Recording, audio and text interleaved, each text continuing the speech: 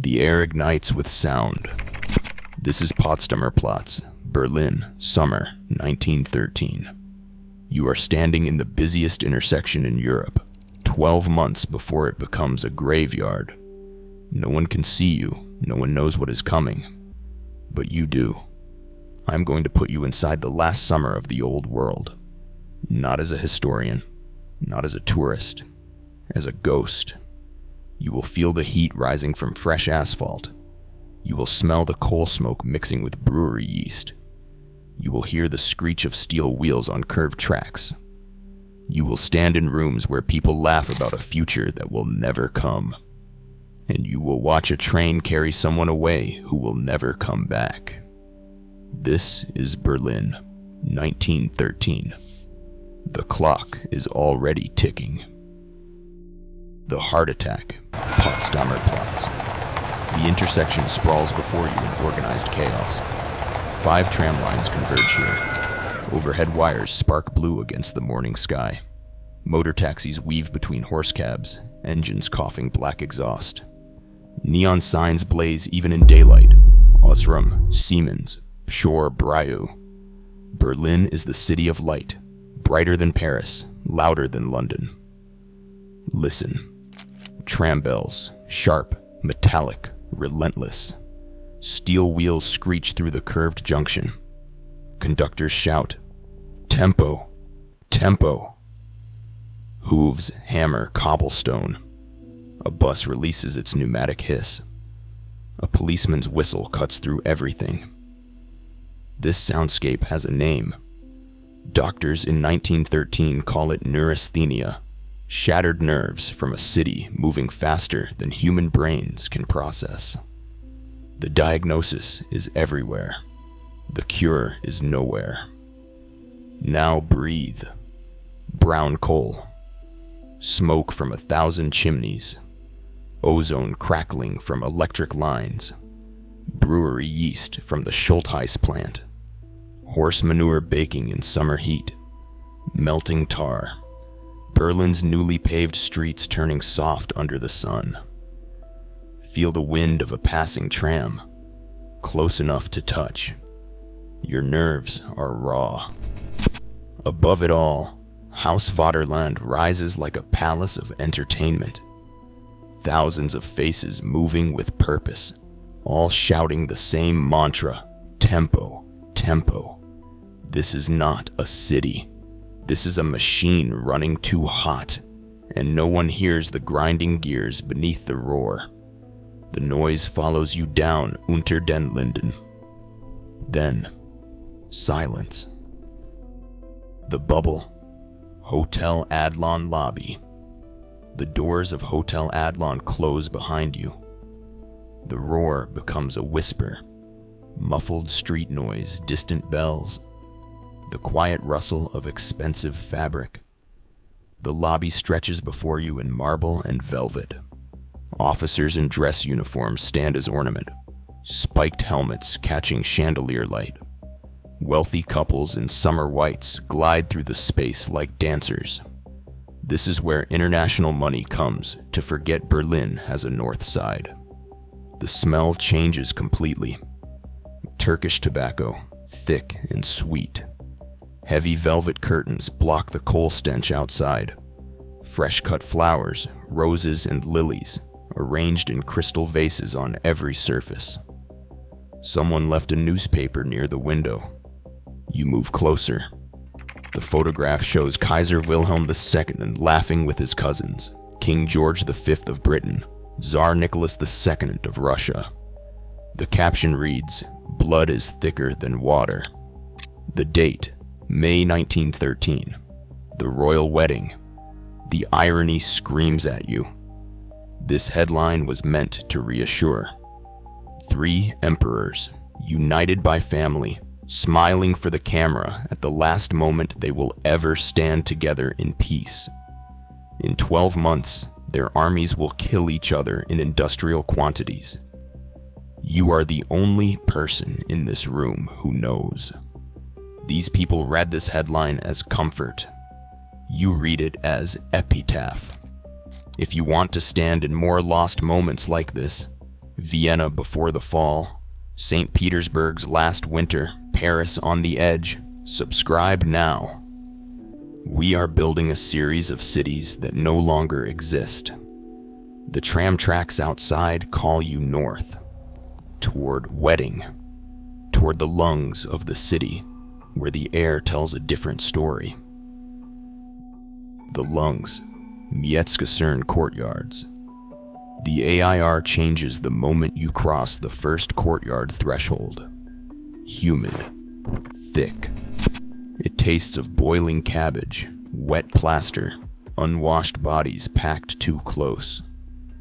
The Mietskaserne, the rental barracks, rise 5 stories on all sides. Balconies stack like prison tiers. Laundry lines crisscross the narrow space, dripping onto cobblestones below. A shared water pump stands in the center, its handle worn smooth by 1,000 hands. The passage narrows. You move through the second courtyard, then the third, each one darker than the last. The buildings lean inward. The sky becomes a stripe. Listen. Arguments bleed through thin walls in 3 languages. A mother sings a lullaby in Polish. Someone coughs. Deep, wet, endless. A distant factory whistle marks the hour. The smell intensifies. Damp plaster from walls that never fully dried. Coal dust on every surface. Sweat. The permanent stench of too many people in too small a space. Breathing the same air, touching the same walls, sharing the same diseases. This is the Berlin mixture. Wealthy families on the first floor, the BEL etage, with high ceilings and street-facing windows. Poor families in the attic where the roof leaks, and summer heat is unbearable. Poorest families live in the back buildings, 5 courtyards deep, where sunlight is a memory. A factory worker rises from a bed. A baker lies down in the same mattress depression, still warm. The sheets never cool. The bed never empties. This is the Schlafgänger system, the sleepwalker's bed, rented in shifts because housing costs more than sleep. In the next building, families live in brand new apartments before the plaster dries. They are Trockenwohner, dry dwellers, human dehumidifiers trading their lungs for reduced rent. Some of these windows will go dark in 12 months. Not from disease, not from poverty, for reasons no one in this courtyard can imagine. The stomach at Aschinger Beer Hall. The doors swing open. Warmth rolls over you like a wave. Long wooden tables stretch the length of the hall, packed shoulder to shoulder. Steam rises from massive vats along the back wall. Baskets overflow with shrippen, fresh rolls, golden and still warm. Beer glasses slam onto scarred wood, foam sloshing over the rims. The clatter of plates never stops. Conversations overlap in a dozen dialects. Laughter erupts from a corner table. Someone starts singing. The melody spreads like contagion until half the room joins in. Breathe deep. Sour Berliner Weiss mixed with raspberry syrup, red, sweet, drunk through a straw. The crunch of fresh bread between teeth. Steam carrying the thick smell of pea soup from the vats, ladled endlessly into bowls that cost almost nothing. This is the engine of Berlin. Cheap, identical, instant. A roll of bread in every hand, regardless of the coat on the back. Look at the faces. Students arguing over Nietzsche and Marx, voices rising with each beer. A clerk counting coins carefully before ordering. A young couple sharing one bowl of soup, their spoons meeting in the middle. The Berlin mixture works here. A banker stands at the counter next to a bricklayer. both eating the same bread, both drinking the same beer, both singing the same songs about the fatherland. It feels safe here. It feels like this society works, like the machine has found its rhythm, like the distance between the Adlon lobby and the Mietskaserne courtyard can be bridged with cheap food and national pride. That is the LIE. A factory whistle cuts through the warmth. You step back into the night. The exit, Anhalterbahnhof. The station rises before you like a cathedral of steam and iron. Platform lights flicker yellow through gathering dusk. The departure board clicks and clatters as destinations flip into view. Blue twilight mixes with black soot from waiting locomotives. The whistle pierces the air. Lonely, metallic, echoing off the vaulted ceiling. An announcement drifts across the platform, words dissolving into hollow space. Footsteps echo, yours and theirs. A young couple stands near track 7. He wears a new uniform, slightly stiff, the collar not quite broken in yet. She carries a small weekend bag. The platform smells of coal smoke and hot metal. A faint trace of her perfume cuts through the industrial air. Their voices drift toward you. Casual, certain, just maneuvers. Back Sunday.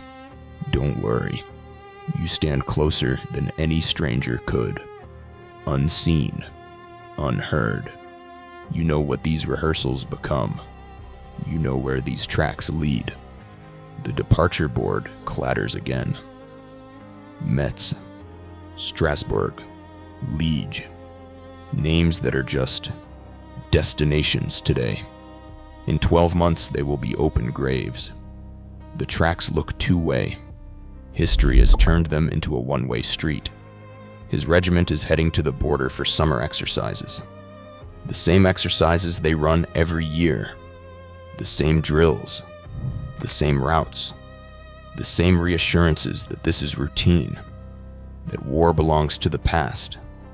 That Europe has grown too civilized, too interconnected, too expensive to destroy itself. The train hisses. Steam billows across the platform. He kisses her once, quickly, then boards. She stands alone, watching the windows slide past. His arm waves from the carriage. Then the steam swallows him. The sound fades to a low, ominous rumble. The red tail lights disappear into the darkness beyond the station. You are left alone on the platform. Berlin glows around you, electric and confident, singing its songs of progress and permanence. The clock is already ticking. You have walked through Berlin's last calm summer. You could change nothing. You could only remember. The bright, crowded denial of 1913 echoes in modern cities that still believe they are invincible. The neon still glows. The crowds still shout their tempo. The trains still run on schedule. The clock is already ticking in another city. Vienna, St. Petersburg, Paris, Tehran, Shanghai. Tell me in the comments where we should stand next before the lights go out. This is immersive history. Subscribe to walk through more moments that will never come again.